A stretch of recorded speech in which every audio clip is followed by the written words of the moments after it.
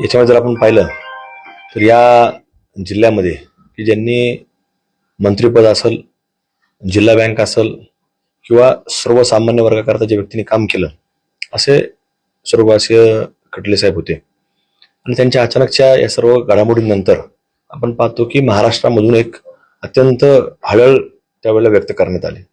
आणि त्यावेळेसपासून जर आपण पाहिलं तर त्यावेळेला देखील मुख्यमंत्री महोदय हे कुठल्या तरी राज्यामध्ये निवडणूक चालू होती आणि त्या निवडणुकीच्या प्रचारात ज्यावेळेस त्यांना कळालं तर ताबडतोब त्यांनी दुपारी तिथून महाराष्ट्राकडे प्रस्थान केलं. महाराष्ट्रामध्ये आल्यानंतर त्यांनी लगेच सायंकाळपर्यंत या ठिकाणी या कुटुंबाला, खर्डिले कुटुंबाला भेट देण्याकरता, सांत्वन करण्याकरता त्या ठिकाणी ते आले. आणि त्यावेळेसपासून त्यांची भूमिका आहे की या कुटुंबाने एक सर्वसामान्य वर्गाकरता, शेतकरी वर्गाकरता त्यांनी काम केलेलं आहे. म्हणून त्या कुटुंबाच्या पाठीमागं उभं राहण्याचं काम हे त्यावेळेसपासून त्यांनी ती भूमिका बजावली.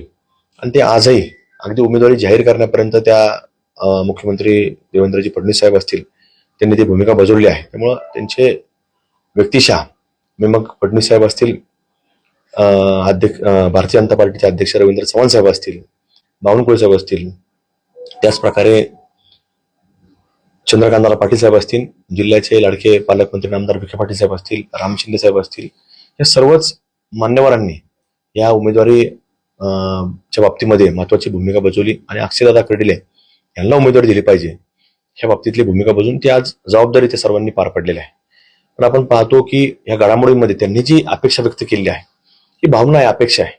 पण शेवटी आता लोकशाही आपण पाहतो, त्यामुळे लोकशाहीमध्ये आपण हे कोणाला आपण काही म्हणू शकत नाही. विनंती करणं आपलं काम आहे. पण विनंतीच्या बाबतीमध्ये त्यांनी सांगितलं की आमचा प्रयत्न राहील. पण प्रयत्न जरी झाला नाही तर खर्डिले साहेबांचं जे काही एक जनतेशी जोडलेलं नातं होतं तर त्याच प्रकारचं मागच्या काही 2021-22 पासून अक्षयदादा खर्डिले यांनी देखील एक विश्वासाचं नातं प्रत्येक युवकाच्या मनामध्ये, प्रत्येक माय माऊलीच्या मनामध्ये त्यांनी स्वतःच्या संपर्काच्या माध्यमातून आणि खर्डिले साहेबांचं प्रतिनिधी म्हणून हे मागच्या 2021-22च्या कालखंडापासून ते स्वतः फिरतायत. आणि 2024ची देखील विधानसभा ही जरी खर्डिले साहेब निवडून जरी आलेले असले तरी त्यावेळेला अक्षय खर्डिले याच नावाने एक फार मोठ्या सगळ्या मतदारसंघामध्ये त्यांनी काम केलेलं होतं.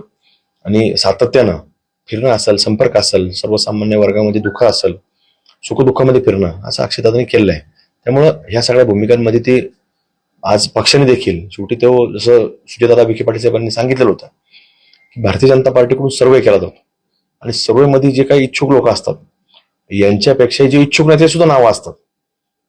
त्यामुळं इच्छुकांपेक्षाही जे नसणाऱ्यांचे नावं आणि त्याच्यामध्ये जे सर्वेच्या माध्यमातून जे नाव डिक्लेअर झालंय तर ते कुठेतरी एक फार मोठ्या मताधिक्याने निवडून येण्याचं मार्जिन असल्या कारणात त्याचं आता नाव डिक्लेअर झाले. आणि तशा प्रकारे जो निकाल 23 तारखेला मतदान होणार आहे, जो मे महिन्यात 4 तारखेला निकाल लागेल, तो निश्चित रूपानं खर्डिले साहेबांच्या आशीर्वादात निकाल लागेल ही खात्री या निमित्तानं माझ्यासारख्या कार्यकर्ता म्हणून व्यक्त करतो.